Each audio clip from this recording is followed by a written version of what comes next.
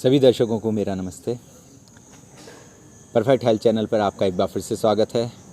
और आज आसनों की इस सीरीज़ में हम सीखेंगे वज्रासन, पर्वतासन और उत्तान मंडूकासन। तो ये बहुत ही सरल आसन हैं और कोई भी इनको कर सकता है बहुत ही आसानी से। तो आइए देखते हैं कैसे करते हैं इन आसनों को। वज्रासन में हम इस प्रकार घुटने के बल बैठ जाते हैं। पीछे आपके पैरों की स्थिति ऐसे रहेगी, घुटने आपस में मिले रहेंगे, पैर के अंगूठे आपस में मिले रहेंगे और एड़ियाँ आपकी बाहर निकली रहेंगी। तो ये इस प्रकार वज्रासन बैठ जाते हैं। हाथ आपके इस प्रकार आप घुटनों पे रख लेते हैं और कमर गर्दन आपकी सीधी रहती है। वज्रासन ये एक ऐसा आसन है जिसे आप खाना खाने के तुरंत बाद भी अवश्य करना चाहिए। तो वज्रासन में शुरुआत में बैठने में बहुत दिक्कत होगी। आप हो सकता है 10 सेकंड या आधा मिनट भी बड़ी मुश्किल से बैठ पाएँ, लेकिन जैसे ही रोज़ थोड़ा थोड़ा आप ऐसे अभ्यास करेंगे तो फिर आप 5 मिनट, 10 मिनट और आधा घंटा भी बड़े आराम से इस आसन में बैठ सकते हैं। लेकिन अगर घुटनों में दर्द है तो ये वाला अभ्यास बिल्कुल ना करें। घुटनों में जिनके दर्द है वो ये इस प्रकार ना बैठने की कोशिश करें। पहले घुटने का दर्द और दूसरे अभ्यासों के करके उसको दूर कर लें। अनुलोम विलोम, कपालभाति और बाकी और जो अभ्यास हैं, आसन जो होते हैं घुटने के दर्द दूर करने के, वो हम बाद में आपको अलग एक वीडियो उसमें दिखाएंगे। तो इस प्रकार वज्रासन बैठ के हम सबसे पहले जो आसन, ये वज्रासन हो गया। उसके बाद हम कर सकते हैं पर्वतासन।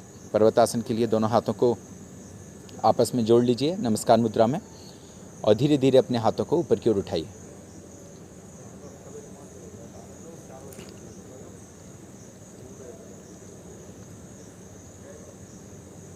बहुत ही आराम से धीरे धीरे उठाना है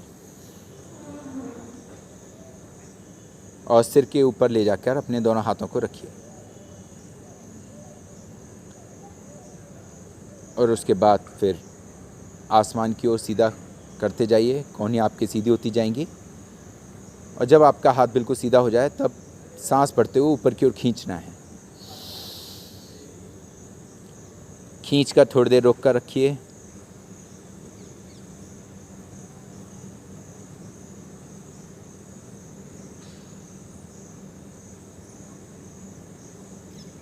और सांस छोड़ते हुए धीरे धीरे वापस आइए।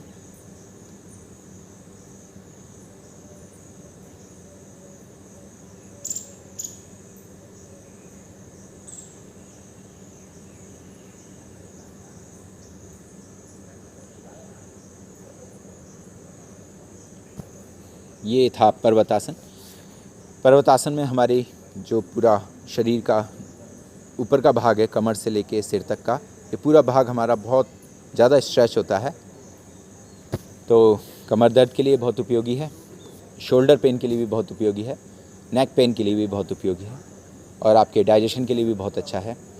तो इसके बहुत ज़्यादा लाभ हैं, हानि एक भी नहीं है। तो इसलिए आप इस आसन को बड़ी आसानी से कर सकते हैं। और फिर इसके बाद आप कर सकते हैं उत्तान मंडूकासन।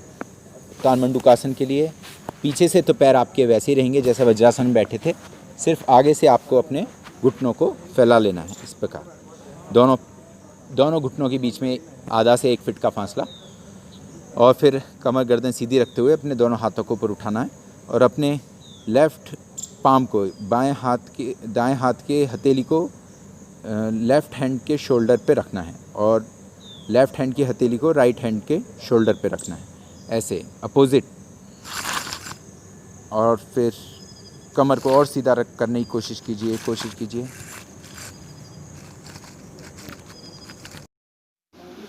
जितनी देर आप इस आसन में बैठना चाहें, आपको कंफर्टेबल हो उतनी देर आप बैठ सकते हैं। आप 15 सेकंड, 20 सेकंड, 1 मिनट, 2 मिनट, जो भी कंफर्टेबल हो आप उस तरह से बैठ सकते हैं।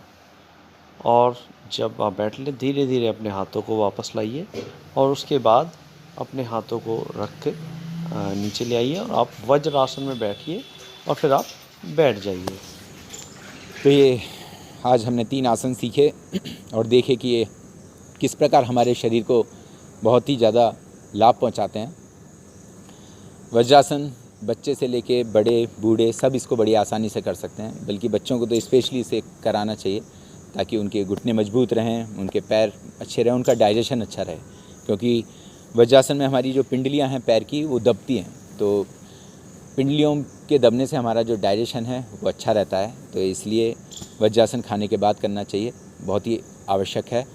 तो आप इस आसनों को ज़रूर कीजिए, इनका लाभ उठाइए और इसी तरह आप हमारे साथ जुड़े रहिए और इसी प्रकार हमारे वीडियो को देखते रहिए। आप लोगों का बहुत बहुत धन्यवाद।